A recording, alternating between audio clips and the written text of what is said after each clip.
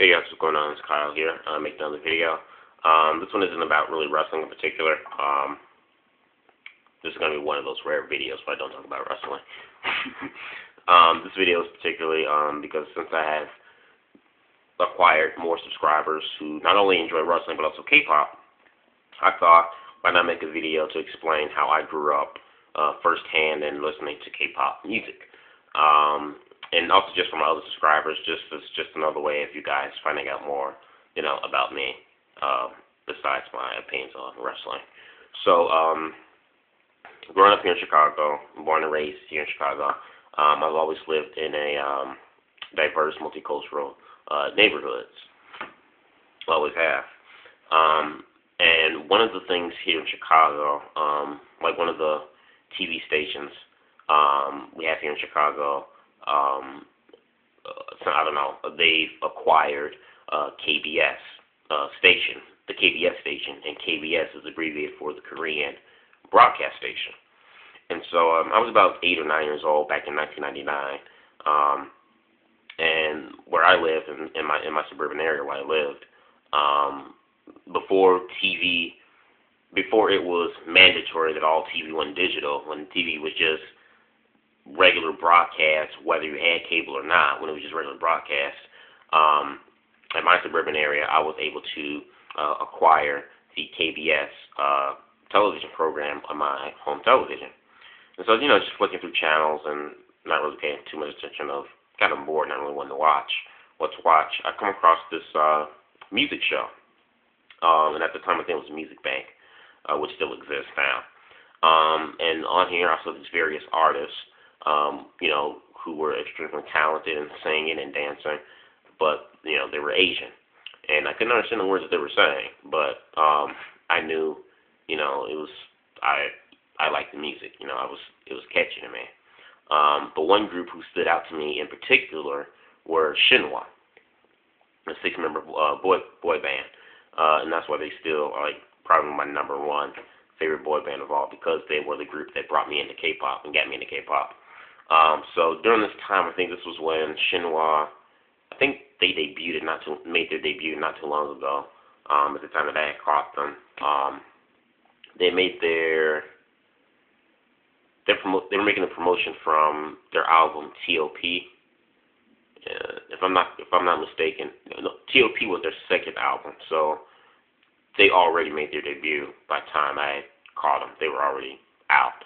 So I saw g.na when they were promoting their album T.O.P.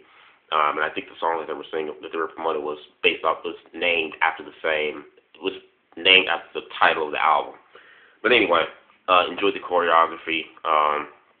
To me, they were like Asian NSYNC, almost, kind of like, and like I said, the song was just really catchy, and I loved it. And that's one of the things I always loved about music, is that no matter where you come from in different parts of the world, or your culture, or no matter how different your culture may be, or where you come from, music is truly a universal language, and that's one of the things I guess I've always loved about music. No matter who sings it, what language they speak in, if I like it, if it catches my ear, I like it, I think it's catchy, then, I'll listen to it, and that's how it was for me at that time. At that time, I couldn't understand the Korean language at that time, but, I didn't care. The music was really hip, it was poppy, and I liked it. And then from g.na, I got exposed to other K-pop groups or artists out during that time, like SES. I enjoy a lot of some of their music. Finkel. Although the main primary focus for Finkel, to me, was Lee Hyori. But they still made fantastic music, though. They're still one of my favorite, legendary K-pop girl groups. Finkel, One Time, G.O.D., H.O.T. Hot was okay, but I never really cared for them too much. I wasn't like their biggest fan. And then from them to BoA, One Time, Rain 7,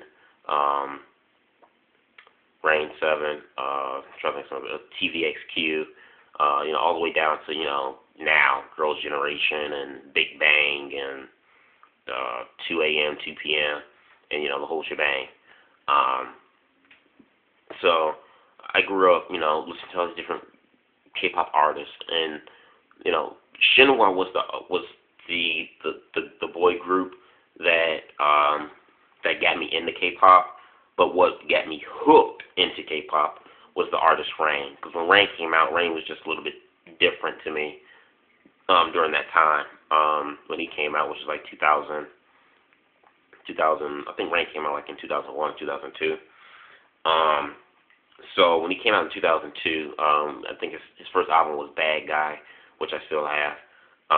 Bit scratched up, but still a good album. Bad Guy, great song. It was his breakthrough album.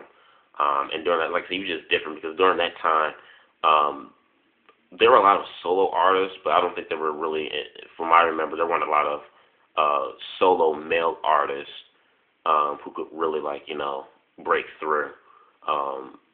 If there were successful solo artists, most of them were the females, but beyond that, it was the boy bands and the girl bands that were dominating the charts, kind of like how they are now, except K-pop now in the last 5 years, I think has been over flooded with a lot of boy bands and girl groups. They're coming out every month. There's a new group that debuts, so sometimes solo singers now kind of get lost in the shuffle.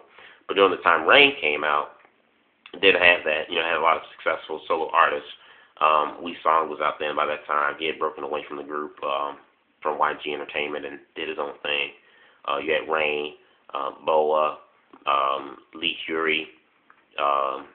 Lee Hyori broke away from her girl group Finkel and made a song. I think it's called 10 Minutes.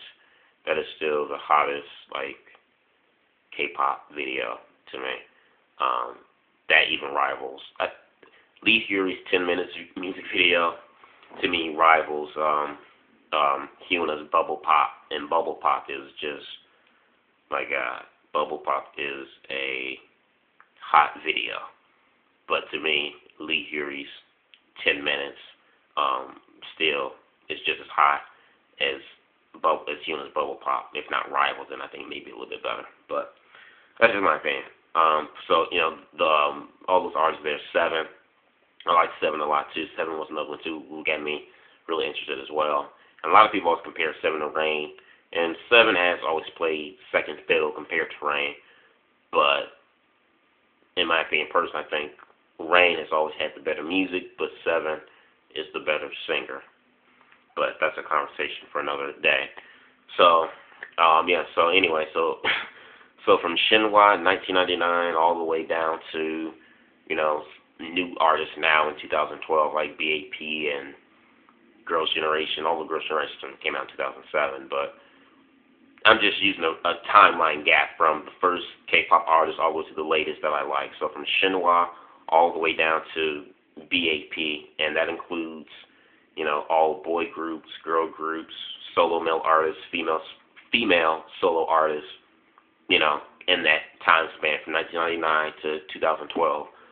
That's how long I've listened to K-pop. Absolutely love the music. I listen to other foreign music too, like indie pop and stuff. But to me, K-pop is my number one favorite foreign pop music. So this is just my little quick story on how I grew up as a kid and listened to K-pop, how I got into it from the first artists and my favorite various artists, starting out all the way up until now. So hope you guys enjoyed this video. Leave any questions, comments down in the box below. And once again, this is another little quick story, a rare video story where you guys find out a little something about me. So comment, subscribe, peace.